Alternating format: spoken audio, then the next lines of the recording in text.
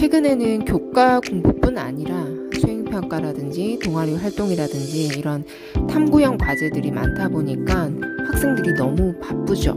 그죠?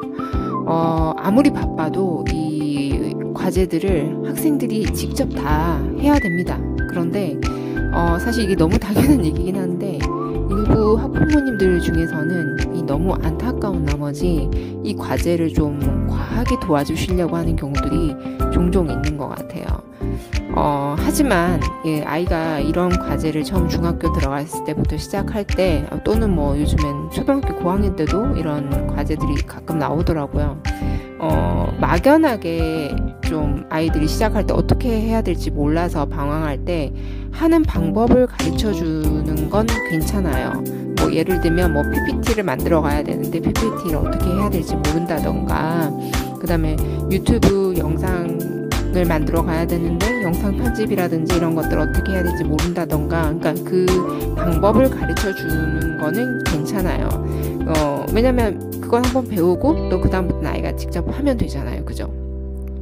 또는 이제 작성물을 최종적인 산출물을 좀 봤을 때 뭐 엄마나 아빠를 보여줄 수 있잖아요. 그죠? 그때 조금 부족한 부분에 대해서 이런 부분들을 조금 더 보완했으면 좋겠어 라든지 이런 조언을 해주는 정도는 몰라도 부모님이라든지 누군가가 대신 학생의 과제를 작성한다던가 그런 경우에는 굉장히 아이에게 나쁜 영향을 줄 수가 있습니다. 자, 그 이유가 뭐냐면 첫 번째는 일단은 그 누군가가 아이의 과제를 대신 해주는 것 자체가 아이에게 잘못된 경쟁을 가르치는 거예요. 그죠?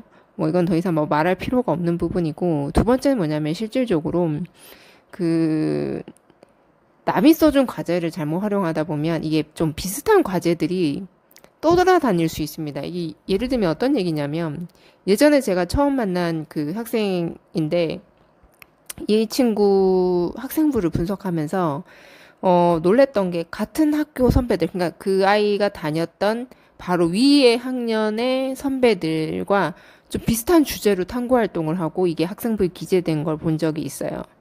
그래서 사실 조금 이상하게 생각을 했어요. 누가 대신 써준 걸까? 아니면 선배들 주제를 이 친구들이 조금 보고 베껴서 좀 비슷하게 쓴 걸까? 사실 그런 의심을 한 적이 있습니다. 사실은 그때 조금 이상하게 생각했던 이유 중에 또 하나가 뭐가 있냐면, 이 학생들이 보통 이 학생부를 구성할 때 비교과 주제를 선정할 때는 자기의 진로 희망 분야와 좀 관련 있는 주제를 찾아서 글을 쓰거든요. 탐구를 하거든요. 근데 이 친구들은 사실 다 그 선배 아이도 그렇고 그 후배 아이도 마찬가지고 자기 희망 진로와 상관없는 주제를 메인 주제로 선정을 해서 진행을 했다는 거예요. 좀 이상했어요, 사실은. 사실은 이제 가끔 이렇게 학생부를 이렇게 보다 보면 그런 의심이 들 때가 있습니다. 물론 이제 그 친구들이 정말 뭐 베꼈는지 이런 거는 누가 대신 써줬는지 이건 제가 알 수가 없어요. 하지만 이게 대학의 평가의 관점에서 한번 보잔 말이에요. 그러면 많은 학생부를 검토할 입학 사정관들 눈에도 그런 것들이 보이지 않을까요? 그러니까 뭐 이 친구들이 정말 다른 보고서를 베꼈는지 이런 것들은 단언할 수는 없지만 분명한 거는 학생의 독창적인 창의물은 아닐 수도 있다는 의심은 할 것 같습니다. 그리고 학생부 전체적으로 이 학생이 왜 이 주제를 탐구했을까도 보거든요. 이 학생이 가고자 했던 방향이 무엇이고 어떤 것을 희망했고 어떤 전공에 관심을 갖고 살아왔는지 학생부를 통해서 이제 전체적으로 보이는 구조가 있는데, 정말 뜬금없는 생뚱맞은 그런 탐구 과제들이 불쑥불쑥 나오는 경우들이 진짜 저도 이제 학생부를 분석하다 보면 종종 있어요. 그러면 솔직히 이제 저 같은 경우에는 이제 컨설팅 받으러 온 친구들한테는 좀 물어봐요. 솔직하게. 물론 너무 노골적인 경우에는 참 물어보기 조심스러운 경우도 있지만 가끔은 살짝 물어봅니다. 그러면 어떤 친구는 이런 경우도 있더라고요. 자기가 그 학교 과제를 해가야 되는데 어떻게 해야 될지 몰라가지고 뭐 인터넷에서 자료 조사를 하라니까 자료 조사를 했대요. 그러다가 우연히 어떤 대학생이 그 어떤 주제를 가지고 탐구했던 것들을 그 인터넷 유튜브 영상으로 올려놨는데 자기가 이제 그거를 자료조사라 생각하고 그대로 보고 정리를 해서 그냥 제출을 한 거예요. 그러니까 남이 쓴 거를 그냥 제출한 거죠. 실제로 이렇게 보면은 대학생이나 어떤 고등학생들이 쓴 그 최종 그 산출물들을 파일을 이렇게 올려놓은 경우들이 있는데, 그러니까 그걸 다운받아서 자기가 한 것처럼 이렇게 뭐 약간만 바꾸고 이렇게 제출한다던가, 이제 사실은 그것도 과제의 하나라고 잘못 알고 있는 경우들도 있는 것 같아요. 근데 그거는 엄연히 얘기하면 사실은 이게 좀 이런 표현을 써도 될지 모르겠는데 약간 표절? 자기가 자기가 자료조사해서 정리한 게 아니죠. 그러니까 남의 거를 그냥 그대로 가져온 거예요. 사실 그래서 이 부분에 대해서는 학생들이 굉장히 주의를 해야 됩니다. 그럼 선생님, 실제 인터넷에서 조사를 하다 보면 다른 사람들의 자료 조사를 가져와서 정리를 해야 되는데 그럼 다 표절인가요? 아니죠. 그러니까 다른 사람의 글을 가져오는 걸 우리 보통 인용이라고 하죠. 우리가 논문 같은 것들도 읽어보면 그 논문을 쓰신 분들이 다른 사람의 선행 연구 과제를 먼저 조사를 하잖아요. 그죠? 그러니까 그 부분을 따왔을 때는 그걸 인용했다라고 표시를 해주죠. 그러니까 사실은 그 내가 쓴 글인지 다른 사람의 주장을 내가 인용한 것인지 글을 읽었을 때 표시가 나야 돼요. 예. 그래야지 사실은 좀 그 평가를 할 때도 구분을 할 수 있고 생기부 자체에서도 그 남의 걸 그냥 그대로 뺏겨오는 거를 좋아하는 게 아니고 학생이 여러 사람의 자료를, 여러 전문가의 자료를 조사를 하고 취합할 거 아닙니까? 그러면 그걸 통해서 자기만의 결론을 내려야 돼요. 자기가 그걸 통해서 무엇을 배웠고, 어떤 걸 느꼈고, 그런 부분들이 여러분들 발표 과제에 다 담겨야 되고, 그걸 통해서 생기부에 잘 부각해서 쓰는, 그런 노하우도 사실 좀 필요합니다. 그런데 원천적으로 과제물 자체가 남의 걸 그대로 그냥 베낀 경우에는 이 생기부를 딱 봤을 때 이 친구가 이 탐구 과제를 왜 했는지도 이해가 안 가고, 조금 전체적으로 다른 과제들과 비교했을 때 연결성도 없고 좀 뜬금없다는 생각도 들고요. 그리고 실제로 정말 많은 학생들의 그 생기부를 보는 그런 실제 그런 직업을 갖고 있는 입학사정관이라든지 입시 컨설턴트 분들 중에서는 이거 너무 비슷한데? 옛날에도 이거 비슷한 거 많이 봤는데? 이런 생각이 드실 수도 있다는 거예요. 그래서 그런 부분들을 굉장히 조심해야 됩니다. 그래서 이 부분을 조금 저희가 말씀을 드리고 싶었고요. 그다음에 세 번째는 최근에 그 탐구형 과제물을 학교 수업 시간에 즉석에서 시키고 바로 제출하는 과제들이 등장하고 있어요. 그러니까 이 부분은 당연히 누가 대신 할 수 없죠. 조언도 못 얻습니다. 바로 학교 수업 시간에 바로 해서 바로 제출해요. 그러니까 평소 실력으로 자료 검색을 하고 글을 쓰고 제출해야 하는 거죠.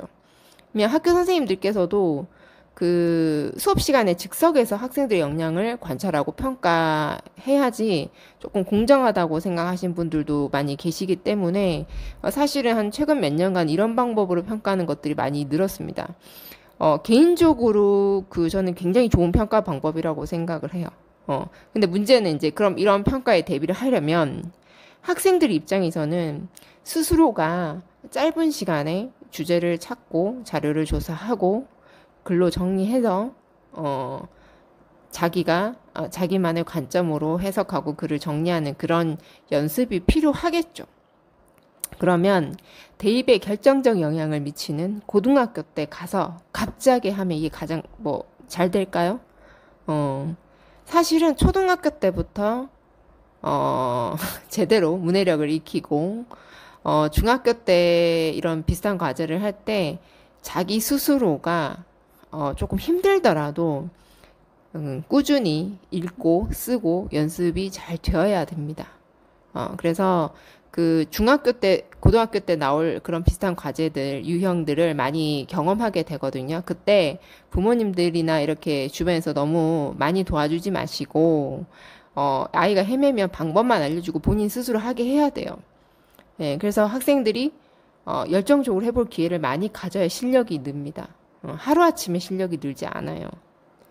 그래서 제가 그래서 중학교 때부터 수행평가나 독후감 과제나 이런 거 아무리 간단한 과제를 하더라도 학생이 하지 않고 부모님이나 타인에게 의존하는 게 좋지 않다고 하는 이유가 바로 이겁니다. 그러니까 언제까지 대신 해줄 수 없잖아요. 그죠? 그래서 이제 저 같은 경우에도 중학생들 대상으로 해서 실제로 이제 책을 끼고 하는 과제들이 많이 나오잖아요. 그러면 기본적으로 독후감 관련 과제들, 그러니까 독후감을 쓰더라도 아주 엑기스만 A4 한 장이나 한 장만 이내로 해서 기본 훈련을 많이 시키거든요. 그때 짧은 시간 안에 제대로 글을 써낼 수 있게 하려면 사실은 많이 읽어봐야 되고 많이 써봐야 돼요. 그리고 그 쓴 글에 대해서 좀 평가도 많이 받아봐야 돼요. 그래서 어떤 부분이 개선돼야 될지. 그래서 고쳐보고 이런 연습들이 많이 이루어져야 됩니다. 그러면 예를 들면 처음에는 그런 좀 아주 우수한 독후감이 나올 때까지 예를 들면 한 10시간 걸렸다.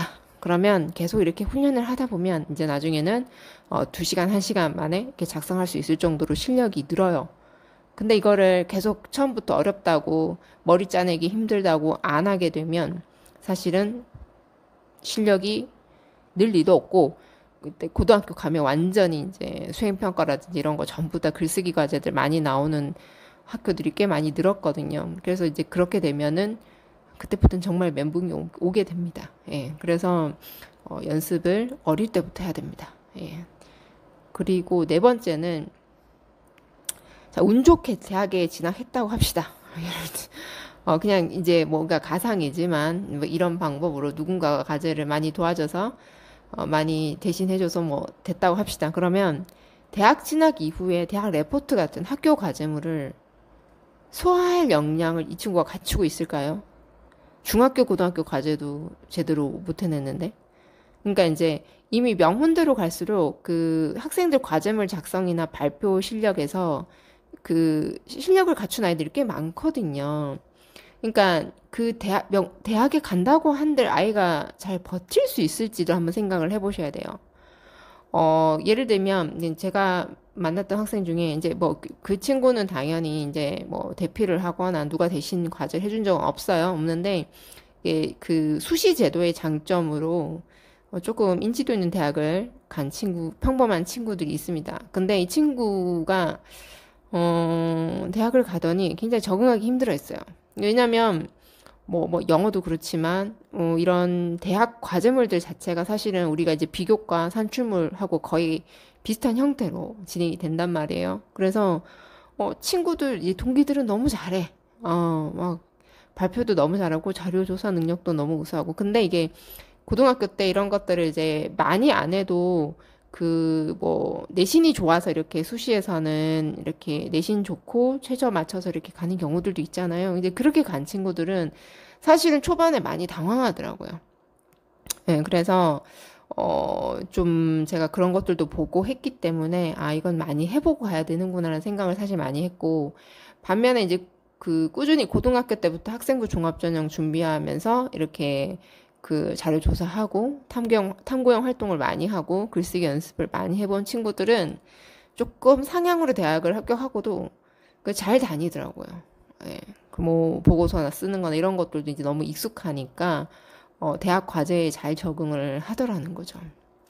그리고 이제 글쓰기가 사실은 대학 진학 취업 이후에 사실 더 큰 힘을 발휘하게 되거든요. 그러니까 사실 그때도 누가 대신해주거나 할 수는 없잖아요. 그러니까 자기 학년에 맞게 부족함의 격차가 작을 때 아이들이 직접 부딪혀보고 좀 처음엔 당연히 못 씁니다. 처음에 당연히 못 쓰죠. 처음부터 잘 쓰는 친구도 잘 없어요. 그러니까 자꾸 부딪히면서 조금씩 작성하고 실력을 키워나가야 경쟁력을 갖추고 사회에 나가서 적응을 잘 할 수가 있습니다.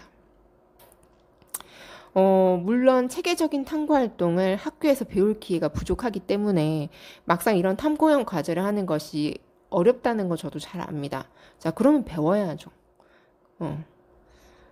꼭 저희 자체에서 하고 있는 뭐 잉크리딩이나 산출물 컨설팅 프로그램이 아니더라도 그 시중 서점에 가시면 관련된 책들도 굉장히 많거든요. 그 공부하고 학생이 직접 써가면서 사실은 자기만의 노하우를 계속 쌓아 나가려고 해야 돼요. 그러면 어느새 실력이 많이 향상됩니다. 그리고 인터넷에 그 우수한 학생들 그리고 어른들의 창작물들을 많이 보는 것도 도움이 되고요. 그거 보고 본인이 그걸 많이 봐야 쓰는 방법을 익히고요. 그리고 본인이 많이 써봐야 돼요. 그래서 학생들에게 요구하는 산출물은 사실은 뭐 이렇게 아주 완벽하고 연구 성과가 좋고 이런 걸 원하는 게 아니고요. 그 학생답고 참신하고 열정적인 과제물이어야 빛이 납니다. 그러니까 가끔 부모님들이 이렇게 나서시는 경우들이 있는데, 좀 보면 어른들의 시야와 학생의 시야가 조금 다르거든요. 그래서, 과제 수준이, 어른들이 너무 많이 도와줘 버리면은, 너무 많이 개입해 버리면, 학생이 이걸 과연 했을까라는 생각이 들게 만들 수 있습니다. 그러니까, 일단은 아이가 직접 부딪히고 직접 해내서 실력이 올라가는 그런 경험을 하도록 만들어 주시는 게 좋습니다. 우리가 자녀들을 키우는 근본적인 이유가 사실 뭘까요? 결국에는 우리가 이제 어떤 교육의 근본적인 목표는 아이들이 결국엔 부모님 품에서 벗어나서 건강한 성인으로 독립하고 한편으로는 사회에서 인정받는 인재로 성장하면 좋겠다 이런 마음으로 사실 하는 거잖아요. 그런 관점에서 아이가 사회에 필요로 하는 역량은 자기 나이에 맞게끔 조금씩 도전하고 성장시키면서 스스로 자기 일을 해낼 수 있는 사람으로 키워야 이게 가능한 거죠. 그러니까 다른 부분은 뭐 재산은 부모가 물려줄 수도 있고 뭐 그런 건 도와줄 수 있을지 모르겠지만 아이의 실력만큼은 그 영원히 누군가가 대신해 줄 수 없으니까요. 그죠? 그리고 제가 한번 참고로 요거는 말씀을 드릴 건데, 실제 산출물을 그 학생이 스스로 작성하는 방법을 알려주는 저희가 프로그램을 만들고, 여러 아이들을 이제 자기 관점을 갖고 글을 작성하는 훈련을 이렇게 많이 시켰거든요. 그거 하면서 제가 발견했던 놀라운 사실이 있어요. 첫 번째 뭐냐면, 이게 어렸을 때부터 글을 제대로 읽고 요약을 하고 자기 관점에서 글을 쓰고 이런 글쓰기 훈련이 제대로 이루어지면 비교과뿐 아니라 교과, 특히 이제 예를 들면 수능 같은 이제 이런 시험에 수능 지문 해석에도 사실 많은 도움을 받게 됩니다. 왜냐하면 탐구 활동을 하다 보면 낯선 비문학 자료를 많이 읽어야 하거든요. 그러면 알게 모르게 사실 배경 지식도 쌓이게 되고요. 짧은 시간에 읽고 정리를 해야 되기 때문에 독해 실력도 늘고 요약하고 정리하는 실력이 쌓입니다. 그래서 사실 수능 지문 해석할 때도 이 부분이 많이 도움이 됩니다. 그리고 두 번째는 뭐냐면 수학 사고력 있죠. 글쓰기에서 갑자기 왜 수학이 나오냐 이렇게 생각하실 수 있을지도 모르겠는데 이건 정말 그냥 제 경험인데요. 수학 사고력이 좋은 아이들이 글쓰기도 논리적으로 정말 잘 씁니다. 실제로. 글을 이 친구 정말 잘한다 하는 애들이 다 수학적 사고력이 좋은 아이들이에요. 여기서 얘기하는 수학 사고력이 좋다라는 거는 중학교 내신에서 수학 100점 맞는다 이거 아닙니다. 그러니까 학교 성적만으로 수학을 잘한다 이렇게 단정 지을 수 없고요. 실제로 이제 수학 문제를 딱 풀 때 모르는 문제를 딱 만났을 때 집중해서 읽고 이해하고 좀 어려워도 그걸 어떻게든 방법을 찾아내려고 노력을 하고 그렇게 해서 이 논리적인 사고 훈련이 되어 있는 아이들이 있다는 거예요. 이런 아이들이 제 경험상 이런 산출물 작성법 훈련을 시켰을 때 훨씬 글쓰기 실력이 빨리 올라가더라고요. 그래서 사실은 저는 이제 이런 걸 운영하면서 수학 과목의 중요성을 오히려 더 많이 느꼈어요. 사실 수학 실력 자체가 원래 독해력과 수리적 사고 능력이 모두 갖추어져야지 실력이 향상이 되는데 수학 실력이 매우 우수한 아이들이 글쓰기 영역에서도 논리적인 사고 흐름으로 자신의 역량을 드러낸다는 거죠.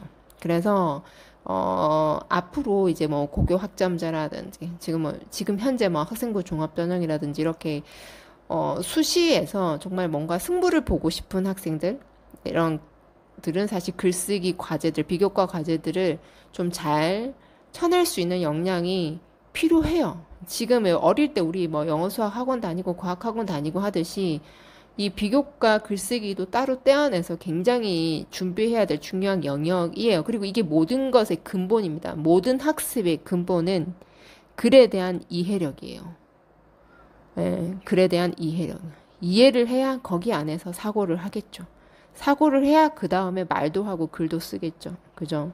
그래서 사실은 어렸을 때부터 정말 중요하게 생각하셔야 되는 게 문해력, 독해력, 그 부분이고요. 두 번째는 뭐냐면은 수학적 사고 능력. 수학 사고력이 굉장히 중요합니다. 어, 논리적인 사고, 문제 해결력, 이런 것들이 글쓰기에도 전반적인 영향을 끼친다는 거. 그래서 이 두 가지를 체계적으로 준비를 하시는 게 좋다라는 걸 말씀드리고 싶습니다.